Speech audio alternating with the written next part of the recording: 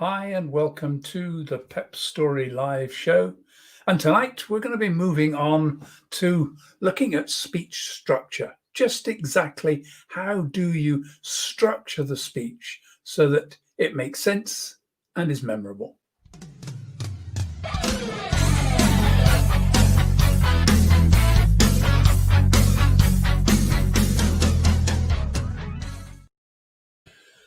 So, welcome to tonight's show. And tonight I'm going to be talking about speech structure. How do you structure a speech and put some structure to it? And there are a variety of different ways that people use, but I'm going to particularly focus on one very well-known method of structuring a speech, which was a, a concept put together about 100 years ago.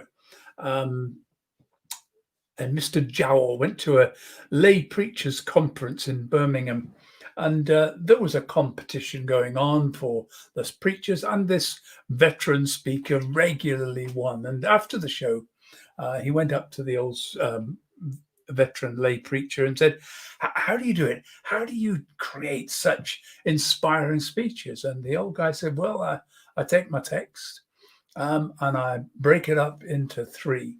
First, I tell them what I'm going to tell them. Then tell them. Then I tell them what I told them." That's a really powerful process. And that has been quoted, multiple times over the last 100 years. People have focused around it, and we're going to look at that particular structure. Now, this is all about purpose, experience, passion, and performance. That's the five elements. Purpose, experience, passion, performance, and story. The five elements that have to be there to make a great speech. And they're always there. It's fairly easy. So we looked a lot about purpose in the last couple of evenings, talking about the the opening, and how you can bring people in and getting your message across. So we've got to remember we've got this one key message. That's our purpose. That's our focus. And now we're going to move on and essentially the content of the speech. We've looked a little bit at the tell them what you told, tell them what you're going to tell them. That's the introduction. And then we've actually got to tell them. And this is the content of the speech. And it's quite a big chunk of what's going on. It's probably 80-90% of what you're going to say is in the content. In terms of what people will remember afterwards, it's probably a lot less. They're going to remember your message, but they're probably not going to remember a lot. They might remember some stories. And that's why we've got to look at how we can make this work, because this is where people get it all wrong. And what happens is that so many people think that what they've got to do is tell everything they know. God, no, please don't. Back again, about 100 years ago, Dale Carnegie was the great teacher of public speaking, how to win friends and influence people. But he wrote on public speaking, and the Dale Carnegie courses are primarily about public speaking. And Carnegie said that there needs to be something in the order of a 40-to-1 ratio between what you know and what you tell the audience. And you think about this. If I said to you, look, I just want you to get up and do a 10-minute talk about your life. And if you join a Toastmasters club, it's actually not 10 minutes, it's 7 minutes. And you've got to introduce yourself and tell them about who you are and what your life's about. And it's a sort of, draw on your experience, tell us about who you are. You've got 5 minutes. Now, I've been jotting some notes down because I'm writing a couple of books at the moment. I've got thoughts about writing something which is a bit more about my life. And I started just jotting down all the years, and I thought, I'll write a few notes about every year. Whoa, what happens? What happens is that as you write one thing down, it reminds you about something else. And then you read something, oh God, yeah, I did that. And before you know where you are, it's just gone out of control. Huge amounts of information. And you can't share all that. It's just not possible. And, doesn't matter how good a speaker you are, you're not going to hold an audience's attention talking that whole process through, all of your life, all of the minutiae of what's happening. So we concentrate it down, and we concentrate it into little bits, the highlights of our life. And that's really what we're trying to do here. We're going to take this huge body of knowledge and experience that you've accumulated and hone it down to those little bits of information that you need in order to get your message across. That's all we're trying to do. So this is the speech structure that we're going to try and look at: opening, body, conclusion. Tell them what you're going to tell them, tell them what you told them. Now we've looked at introduction, so I'm going to move around from that. That was the basically sell the speech. And the whole idea of the introduction is just to say, hey, this is going to be a great journey. Come with me. You're going to enjoy this. And that's the way in which we, go back to have a look at last night if you need to go back on that one. But what you need to get is your one message, and make sure this is clear. Now, don't leave the message to the end. One of the things I learned, I was a journalist for quite a long time. I wrote lots of feature articles, about 700 or 800 of them. And one of the things I learned very early on was don't leave the goodies to the end. We have this thing we want to, big surprise, we'll lead up to this. But the problem is, particularly with something like an article, most people don't get to the end. It's like books, particularly non-fiction books, people don't get to the end. It's okay if it's a fiction story, then you want the big reveal at the end. That's absolutely fine in fiction stories. But when you're dealing with business speeches about non-fiction ideas, you need to get information up front. People need to know why is this exciting? Why should I be here? So what you've got to do is get the message up. If you read a newspaper article, you'll see that the main punchline comes in the first paragraph. It's all there. And then you open up with more and more information about how we got to that point. But the end story. 3 people died in an accident. Oh, what happened? And then we go through the whole process. We don't lead up to and then give the punchline. The same with speeches. You need to open up very quickly with what this is all about, what you're going to get, what's the payoff for this, and then you can go through how we get to the payoff. So, introduction, you got your title. You can get your message into your title. You can get your message in the introduction as you're introduced, as we saw yesterday. You put the message into your opening, and you've got the whole tell them what you're going to tell them sorted out. Now we're going to tell them. Now, here's my suggestion. 3 key points, 3 stories. If you have a look on the internet for Steve Jobs' 2005 speech, it's had about 11 million views. And I was just reminding myself of it and had a look at it earlier on. It's a very, very simple speech. It's a Stanford commencement speech where Steve Jobs basically told everybody that, he dropped out of college. But he just started the speech off. He said 3 stories. That's all it's going to be. I'm going to tell you 3 stories. And it was a 15-minute speech. It's had 11 million views. And it's an interesting speech. Not brilliantly delivered, to be perfectly honest. He was reading his notes a lot of the time. But it was entertaining. It grabbed you. You wanted to listen to it. You wanted to find out what were these 3 stories. So, and you can play around with this. It doesn't have to be the same. Lots of people use different structures. But 3 key points, 3 stories. And I would strongly recommend that you try to find 3 stories. No matter what it is, find stories. If there's stories from your life, all the better. Sometimes that's not possible. Sometimes it has to be stories from somewhere else. And I know that some speeches are going to be, delivering financial reports and things, but even there, you can bring stories into it. And we'll look at that later in the process, and then over the next, only 2 more weeks left. So what sorts of things can they be? 3 key facts that you might want to deliver. 3 big moments. I do a talk called Extraordinary Moments, and I talk about 3 moments in my life when my life was sent careering off in different directions. There are actually more than 3 I've got, but I pick 3 that's suitable to a particular audience to tell that story. And it's really a story about understanding that tiny, almost insignificant things happen that knock us into a completely new direction in our lives. And we need to be ready for them so that we can grasp them, because sometimes it happens, you look back and you think, oh God, I missed that. And it was only there for a fleeting moment and you missed it. So you've got to always be prepared for little things that can subtly give you an opportunity to take your life in a completely new direction. Sometimes good, sometimes bad, but sometimes the bad things turn out to be good. But these are all, yeah, this is all material. Every time now something bad happens, you think, whoa, good material for a story, because normal stuff, just going on the normal way, that isn't exciting. Stories, we're going to be doing a lot more about stories later. 3 important lessons you learned in life, 3 important lessons you want to share, 3 steps to get to somewhere. Can you break something down to 3 steps? And bear in mind, you can sometimes do 3 steps and then you can 3 big steps, and then you can have many steps inside or small bits of other information, but you've got 3 key points.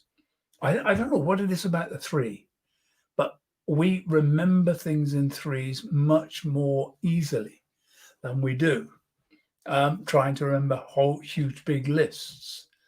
3 just seems to work. If you go past 3, and I found this, I've got my PEPP story approach, and I've had to create an acronym because it was fairly clear that people weren't going to remember a list of 5 things. So PEPP story, PEPP story, purpose, experience, passion, performance, and story.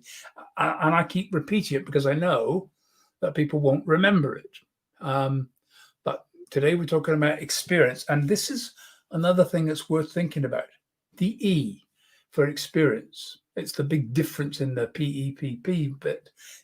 Think about that letter E, and when you draw that E out, you've got 1 downstroke, 1 clear message, 3 points. So I always do it when I'm thinking about a speech. Just write down a letter E in the middle of a page, and then just write down the one side on the back of the side of it. Just write down, this is my message. This is the message I want to get. This is what I want people to remember. Even a phrase, a statement, a sentence. What is it you want them to remember? That's going into your introduction. It's going into your opening. It's the key message. It's going into the conclusion. That's going to be there all the way through. Now, what are the 3 key points I want to get across? Now, you might do a before, change, and after type approach. 3 highlights that took me on this direction. 3 key things to remember. You can use an acronym, use all things, but just think about these 3 points. This is the 3 points I want to make. 3 big, statements of fact. 3 lots of statistics. You play with it. Whatever's the content of your speech that drives your message, that's what you're looking for. So, and then we come to the end. Tell them what you told them. This is your conclusion. This is where you wrap things up. Essentially, you're coming back to the introduction, back to your opening, with a different approach. You might have another story which helps to seal the whole thing together related to your big message, but this is where you reinforce the message, leave a phrase that pays. That's a common comment that I learned from the United States. Have you got a phrase that pays? A simple statement you can get people to remember and to lock onto, something easy to remember. Something that summarizes the whole talk, that will instantly take you back into remembering it. I remember a great speaker, blind speaker in America. He used to, his main conference program was that he used to not speak. He used to go to a conference. They'd pay him to come along, listen to the speakers, and then he went up on stage and wrote a song while he was listening to the speaker. And he would write a song and play and sing his song about what the speaker had just spoken about and summarize the speech. Brilliant. Bearing in mind he can't make any notes, the whole thing is happening in his head. So one year he actually was asked to deliver a speech, and he did, and he was coached to help to do it. And he said the magic begins when the speaker listens. And he structured his speech into 3 elements. The magic begins when the speaker listens was the title.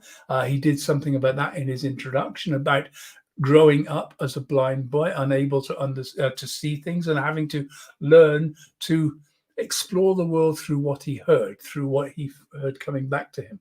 So he relied all the time on listening to understand what was happening, to understand the world. So he emphasize the importance and why listening was so important to him. And his whole first third of the talk was talking about listening and some of the things that happened to him as a result of having to listen. Some very humorous, some a little bit challenging. Then he got somebody in the people up from the audience. He did some interaction with them and started to demonstrate some ways of improving their listening. And then the third thing he did was to get 3 people to tell them about someone who had been hugely influential in their lives. And he just sung a song that encapsulated that person and those little stories. Now, I heard that speech 20 years ago. I can remember now as if I was still sitting there watching him deliver it. An awesome speech. I remember the message. And this year I've set my word for the year as listen, because I've realized I've slipped. I'm not listening as much as I used to, so I need to listen a bit more. So can you see how that story is still inspiring and motivating me? Because the moment I set my word for the year as listen, it brought back Ken Medema's speech. And I thought, yeah, that's I heard that a long time ago and I've stopped listening. I've got to stop using it. And this is what you're looking for: a conclusion, a call to action, especially if you're trying to persuade people to do something. You've got to make it very clear. What have they got to do next? Have they got to buy your book, come and see you, send you an email, go to your website, come to the back of the room, give you your business card? Yeah, whatever. What is it that you need the person to do as a result of your speech? What's the action that is going to make the message work? Okay, so there's the structure for the speeches. There are other structures you can use.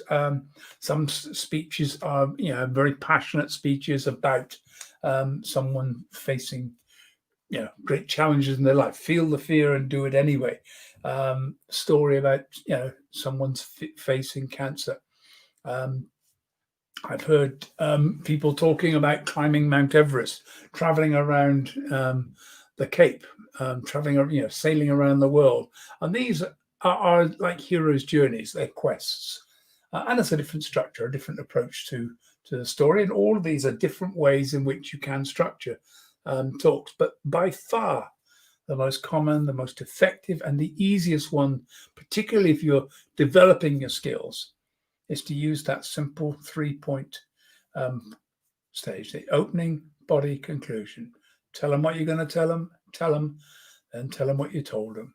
And if you worked that structure, you'll have a speech that really, really works. Clear message, 3 key points, call to action. It really works. Join me tomorrow for day, oh, no, this is day 13. It's day 14. I've miscounted my days.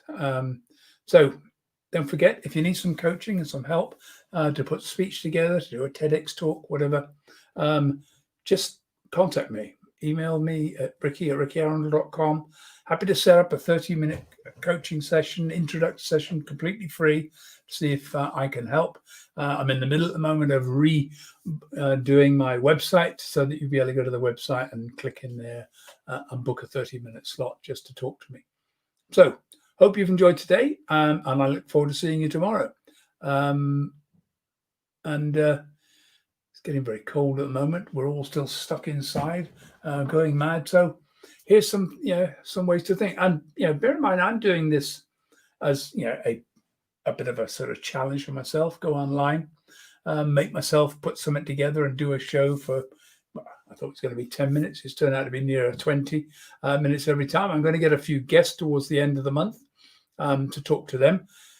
If you're looking at trying to improve your ability to present and speak, one of the simplest ways to do it is to do exactly what we've done. Set yourself a 5-day challenge, a 7-day challenge, a 30-day challenge, or whatever, and just go online. The tools are easy to get hold of. You can use also. I'm using StreamYard. You can use BeLive.